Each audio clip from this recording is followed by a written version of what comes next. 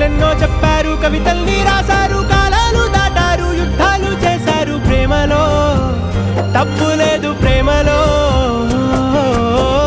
వేల వేల వెన్నెలంత నీదవాలి వెలుగునంత మోయమంటే నేను ఎంత రే.